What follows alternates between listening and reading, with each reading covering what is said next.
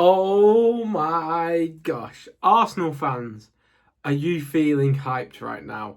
Arsenal obviously played Atletico Bilbao yesterday and the game we won 3-0, but I think tactically there was a lot more on display than purely the results.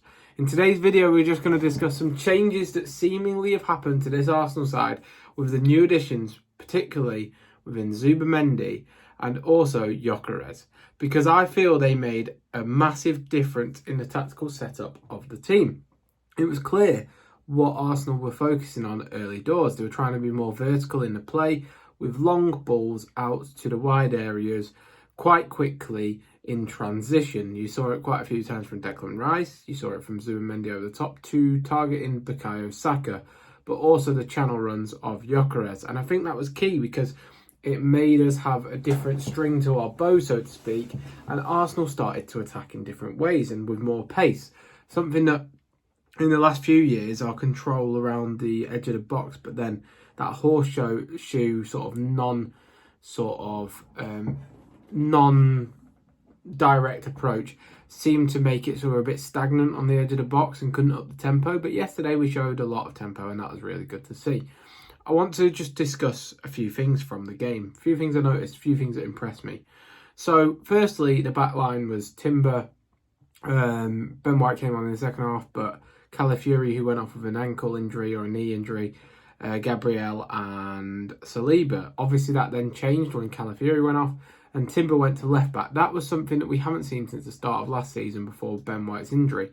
And I have to say, I do think our best back line, defensively at least, is Timber at left back, Gabriel, Saliba and Ben White. I am a little bit worried about Miles Lewis-Skelly defensively. I don't think it's his strongest part of his game. He's very good at getting his body in the way. But in terms of those sort of bigger games, personally, I would prefer Timber at left back. But anyway, I thought that back line was solid throughout the whole game. No complaints there. One thing that you would have seen, though, quite a few times was that the midfield was constructed a little bit differently in the first and sort of the second half of about the 60-minute mark, in the fact that Zubimendi and Declan Rice interchanged. It was still 4-3-3, but they sort of acted as a double pivot, kind of rotating that way on the pitch. And they were really, really, really good. Declan Rice seemed to play a bit deeper than he has been known to, but he also offered that drive up the field with both long passes, but also more so his long strides to get us up the field on those driving runs. Zubimendi was absolutely sensational. I've not seen a performance from a midfielder from Arsenal quite like it. He was all over the place. Defensively, he was brilliant. Offensively, he was brilliant. His through balls were Jorginho-esque, but he also mopped up defensively. I thought he was great in a 1v1 duel, and I'm so happy he's at the club.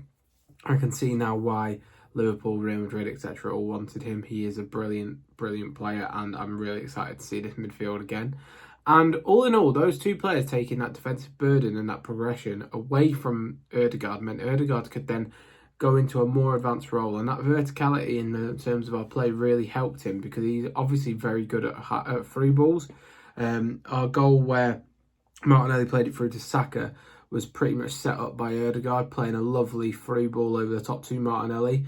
He kept trying to find Gyokeres in behind as well, and I just thought that was the best Ødegaard performance we've seen from a long time. It's where I really want him to play in the system. I think that the Zubimendi signing has effectively unlocked Ødegaard's creativity again, and he will be phenomenal again. I mean, he was great in the last two games of the last season, but it seems he's back to his best, back to full sharpness, and he's going to be a pivotal part for us this upcoming season. The verticality didn't end there, though. The changes, Gyokeres made us a lot more direct, and I think he was very good at attacking those big spaces in transition, and he got his goal, which was an excellent header. He could have scored another goal with a header where he hit the bar, but hit the post, but I thought he was excellent. And yeah, he was a joy to behold that game. Very, very good performance from him. And then you go to the other players. We obviously had Bukayo Saka starting on the right. He played really well, got his goal, well taken. We still channeled the ball down his side a lot, and Martinelli had a very good game. So that was a starting point, and I thought that Madueke, when he came off the bench, he obviously put the ball in that made Gyokeres do the diving header. I thought he was very frightening for opposition players. One thing that I do want to just caveat here, Nwaneri, I'm slightly worried about him. I know a lot of people think that he should be playing more minutes and things, but every time I see him, he's so inconsistent in his actions. One thing, last season, he got taken out of the firing line a bit because his consistency maybe necessarily wasn't there as much as sort of it was at the start of the season. And yes, he's a young player, so that's going to happen.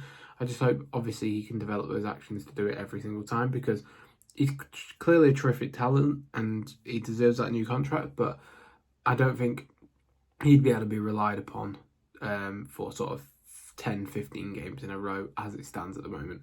Don't get me wrong, I think he's got a great ceiling. I think he'd be a great player for Arsenal, but I am a bit worried about that area in terms of depth, because behind Ødegaard, we're still of the place where we don't have another creative 10 sort of player. I do want to say Kai Havertz obviously came off the bench, scored a great goal for the third, took the finish really well, bodied the player, showed a turn of pace that we haven't really seen from Kai in a long time. So that was really, really good. The one thing I just want to say, touching on Nwaneri, I'm not saying Nwaneri is a bad player. I just think that we could possibly maybe get like an Eze or someone to fill that gap in the event that Ødegaard gets injured. I just do worry that I don't think he's got the quality, but I don't think he's got the consistency right now to fill the void that Ødegaard would leave. And that's not a blight on him. He is obviously a teenager, so let's just be patient with him and give him the time that's needed. But overall, a really good performance from the Gunners. Pre-season goes, we're looking strong. I'm looking forward to this game against United now. In other news, obviously Arteta's taken the tunnel away from the Emirates as the players walk out, so that the atmosphere can be put onto opposition players straight away. We'll see if that makes a difference. Don't know yet. The other thing I will say is apologies for the lack of videos. I did do a short about it. I've been on my honeymoon recently, so I couldn't really get anything out when I was in Greece. But thank you very much for watching. Please be sure to like and subscribe for more Arsenal content for the rest of this season. And I hope you did enjoy. See you next time. Goodbye.